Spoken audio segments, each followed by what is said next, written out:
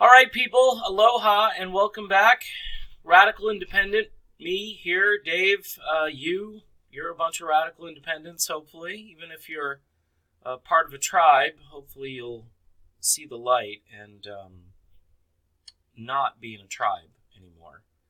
Tribal politics, identity politics, political correctness, all those things are destroying discourse in this country. And also, from what I can tell, it's not helping my financial situation here on the platform that I am being broadcast on. As I tell people, I'm just a guy. I'm a dad, husband. I have more of a conservative background in the last 20 to 25 years than anything else. But I've woken up to the fact that the middle class, the lower classes in this country are being forgotten about. And even under Donald Trump, who boasts of a great economy, he boasts because he's got good job numbers, certainly. And let's not kid ourselves. Those unemployment numbers are low, and jobs are available. The question is, do the jobs pay well? And how many jobs do you need to make ends meet? And if your cost of living continues to go up, what difference does it make if you've got two jobs and you still can't make ends meet? So we could have a long discussion on that stuff. I do want to continue to talk about Tulsi Gabbard. Tulsi Gabbard is about to do the unthinkable in the midst of her campaign that is building serious momentum. She is going off on a deployment to Indonesia. Let me play some of this interview with CBSN, a very tribal entity themselves. Typically, they never see a progressive candidate that they're not going to try to pick apart. But let's listen in on this. Well, a lot of your rivals are spending the next several weeks really busy on the campaign trail, taking advantage of the August recess. You are going to be doing something a little bit different. Yeah. You're going on active duty. Explain to us what this process is going to be like, what you anticipate, how that's going to go. Stepping off of the campaign trail for a couple of weeks and putting on my Army uniform to go on a joint training exercise mission in Indonesia. Mm-hmm. We'll be doing a training exercise with the Indonesian military, focused on a few different things like counterterrorism, humanitarian aid and disaster response, and joining my brothers and sisters from the Hawaii National Guard in doing so. And how do you... You know what's amazing is people try to find fault with this woman, Tulsi Gabbard. They try to look at her past stances on issues. They ignore her personality. They ignore her traits that she has. They ignore the courage and the dedication she has. They ignore the whole service before self moniker, as she's kind of put that on herself, and she's actually told others, hey, you should consider service before self. And here she is demonstrating it. She's also sending, I think, a signal. I'm not sure if there's a way she could have gotten out of the deployment. They will discuss this here, and maybe I should just play that, and then I'll comment a little bit more. How do you feel about going? I love our country. I love being able to serve our country in so many ways, including as a soldier. And so while some people are telling me, like, gosh, this is a terrible time to leave the campaign, can't you find a way out of it? That's not what this is about. I'm not really thinking about how this will impact my campaign. I'm looking forward to being able to fulfill my service and my responsibility. All right. I have mixed feelings on this, obviously, because today is the 13th, so she'll be gone until, the 27th? I know, strategically speaking, things tend to ramp up much more after Labor Day. People are done with their summers. They're focused on things that they weren't focused on prior, and I'm pretty sure they made that calculation during this. And Tulsi Gabbard here explains the fact that she loves the country, and some things maybe are bigger than her political campaign, which look, the country is at stake. So there are some of us who are going to say, yeah, but Tulsi, your campaign, you're the one that gives everybody hope, and you're going to be gone for 2 weeks, and all of the surrogates, which are you and I, we're going to have to continue to spread the message of aloha out there.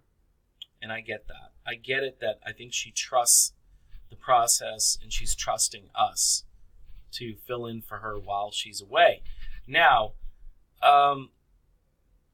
just listening to this woman, I have come to the conclusion that America is not ready for Tulsi Gabbard. We're just not. And I'll give you an analogy. When the big scandal broke, when Donald Trump said he'd like to grab a woman's, and I know you know what I'm talking about, and there was a big uproar, and a lot of the Trump supporters came forward, and they were like, well, and a lot of the so-called Christian conservatives, the people who probably at that point should have untethered themselves from Donald Trump, because even though Trump promises all this stuff about religious liberty and so forth, and was it Jerry Falwell Jr., whoever that is, over at Liberty University, it's like a big advocate for Trump and so forth. Most Christians in their mind at that point should have said, yeah, this isn't the guy that should be leading the country. Because there should be a level of role model behavior that you can look up to and point to and say, hey, son, or hey, daughter. Imagine telling your daughter, wow, Donald Trump is a great role model for you. It's not going to happen. Nobody is going to do that. Everybody's like, I'm voting for Trump because, we need to blow up the system. And all of that seemed to override common sense at that point. And I was victim of it. A lot of people said, hey, they're just trying to get Trump. They recorded this thing that he did with NBC, and he's, acting like a typical man. I've never heard a man in a conversation use those words in my life. So this was different. And we overlooked it. Because as a country, we're all basically saying, hey, we're all imperfect. We're really lousy people at times, and we say and do things. The culture has become much more coarse, and the language, and I talk about this a lot because I'm surprised that there's so many progressive commentators that have shows, and probably a few conservatives as well, who are dropping gratuitous F-bombs everywhere they can possibly drop them. And you're thinking, imagine if you sat down with like your 12-year-old son or daughter, and I don't know, I just picked that age randomly, said, hey, this is a good show. We should watch this together. You can learn about civics, or you can learn about what's happening in our country. And then that person is just like, they're just barking out these words, and you're cringing. I cringe sometimes at the lack of civility. And I'm not saying that you have to be all snobby. Tulsi Gabbard, in an interview, said F that S when talking about doing things basically for political reasons versus doing things for what the people want. And because she doesn't constantly curse, that had an impact, because she was like, I don't know, she wanted to make a point, and it came out of nowhere, and it surprised a lot of people. I didn't have a problem with it, because it's not a reoccurring theme in her life, whereas Donald Trump tends to be coarse and nasty, and during his campaign, people were commenting all the time about his language, about that he was breaking all these rules and so forth. Look, the country isn't ready for aloha. The country has moved so far past aloha into this new tribalism territory that they're more concerned about who gets the better zinger. They're more concerned about the sound bite that they can use day after day. Now, Tulsi Gabbard, she won both debates. There were plenty of sound bites that, especially against Kamala Harris, and they did play him for a couple of days, but, things are over, and hopefully Kamala Harris's campaign is over as well. But down the road, America just wants somebody to take the wheel from Trump, because they're guilty about Trump, but they don't want to go this far. Apparently, they don't want to go this far. They don't want to make the kind of change where you could look up to your president and be proud. Now, you would say, well, Dave, Bernie would make a lot of people. Yeah, Bernie would, maybe, if he can turn down the crankiness and come off a little more just measured in his approaches. Joe Biden is just nostalgic. It's just nostalgia for people who loved Obama. And we had 8 years of stagnation, okay? 8 years of complete economic stagnation and moral stagnation. And I'm sorry, I'm just not there going back to that. And not only that, I think all of the foreign policy stuff, one of the reasons I'm supporting Tulsi Gabbard is Joe Biden would just take the wheel from Trump and drive the car right to Venezuela or right to Iran or right to wherever. And we'd get nothing different. All of these, Pete Buttigieg would scare the living daylights out of me as a commander-in-chief. They'd give him a blank check to do whatever he wanted to do, run around the world. And Kamala Harris, the cop, yeah, we need to go into this place. I talked to the I could see her trying to act all, authoritarian because that's where her strength is. And you go down the list of candidates. Andrew Yang apparently has a really whacked out foreign policy. Surprising, because he's got great ideas for domestic policy. It's a game changer. It's a total game changer. Until we get the war machine under control, we're not going to get our priorities fixed. That's done. Okay, that's it. So Tulsi Gabbard here, she is I think she's just too good for a lot of people. She's just too good. Nah, we can't. And look, everyone talks about the glass ceiling when it comes to Kamala Harris and Elizabeth Warren. They rarely mention it with Tulsi Gabbard. You'd be the first woman. Now, there have been a few articles written, but it's almost as if, she doesn't count. Because her ideas, she went to meet with Assad, and her ideas are just wacky, this whole, non-engagement thing. We can't have that. We need a president who's fully engaged. In other words, you need a president that will go around the world and kick some butt in places that we're not supposed to be, where our vital national interests aren't affected at all, but, oil prices might be affected, or for some other reason we want to go in there and install a United States puppet who then makes the lives of the citizens there even worse. And there's been a pattern throughout the years, and it's easy to look up and easy to document. You'll see what I'm talking about. So let me play a little bit more of this, and then I'll do some more commentary and then wrap this video up. And when you're in that moment, do you think of yourself as a congresswoman? It's hard to separate all of the different experiences that I have. But with this, there's a lot of detailed work that we will be doing while we're there and preparation that goes into it. And so wearing that uniform, I'm going straight into soldier mode and focused on that mission ahead of us. It's impossible to separate the experience that I have serving on the Foreign Affairs Committee, on the Armed Services Committee, as we're going through these exercises. And I think it's an added value in bringing these two different perspectives together, those of the policymakers in Washington and that of a soldier that is charged with executing the missions that they're charged with. Yeah, Tulsi Gabbard on a mission. She's on a mission to change politics as we know it. It's great what she's doing. It's great. A lot of progressives do not trust the fact that she loves deploying. She loves being a soldier. They just don't. They don't like it. They don't like it. Even though she's the only real peace candidate in this. She's not advocating this joint training mission with Indonesia is to practice how to blow things up. There's a lot of humanitarian stuff going on here. I just think she's too good for us. I mean, you look at her, and that's an honest-to-goodness question.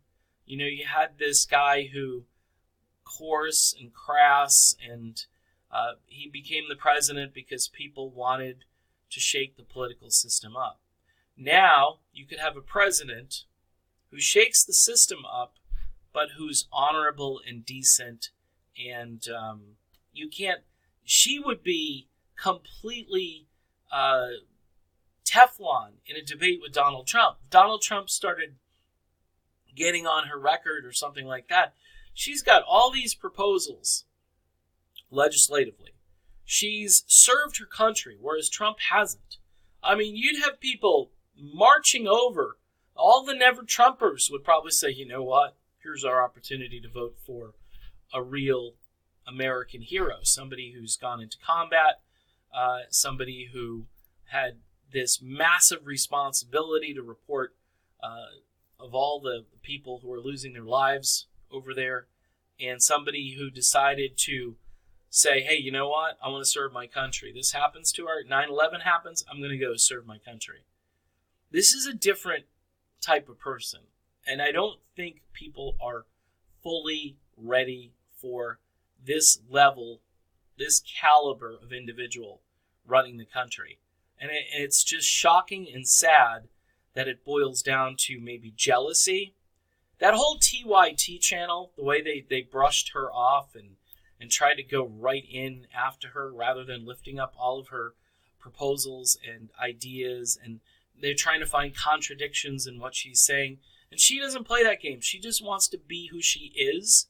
She doesn't have to define herself for anybody. If you don't like her, don't vote for her, but don't try to upend her campaign so you can bring in your green military person there, Elizabeth Warren, who's going to go fight wars, but she's going to do it in a more environmentally friendly way, which is BS, by the way. So, in any event, good luck, Tulsi, on your deployment. Small note, I mean, this could just be the end of her campaign, though. For 2 weeks, you're going to be away. Maybe you come back. Maybe you get a boost. Maybe we can all rally around and keep those numbers going. She's having real trouble when it comes to the fake polls that they put out, getting to 2%, which you would think would be an easy task for somebody like Tulsi Gabbard. This is what's mind-boggling to me. She should be at like 5%. She shouldn't be 2%, and climbing. I mean, she won both Democratic debates. She made the most impact of any Democratic presidential candidate running, even more so than Bernie, more so than Joe Biden. I can't think of anybody else. I know Elizabeth Warren supposedly had a good debate in one of her debates, but guess what? Tulsi Gabbard, most talked about candidate. Why? Because she's for peace and not war. That's the number one reason why she was most talked about. And she totally scorched Kamala Harris, where Kamala Harris had no reply. She had nothing she could come back with other than, you're an Assad apologist.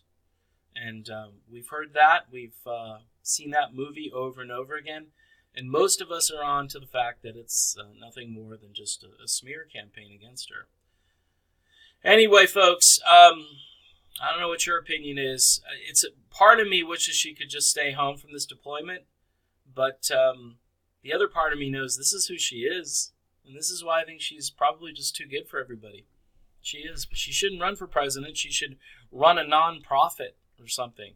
Go work for St. Jude's Research, or do something that's in line with your morals and values. Because once you get into politics, your morals and values drop just because of guilt by association. All right. See you soon.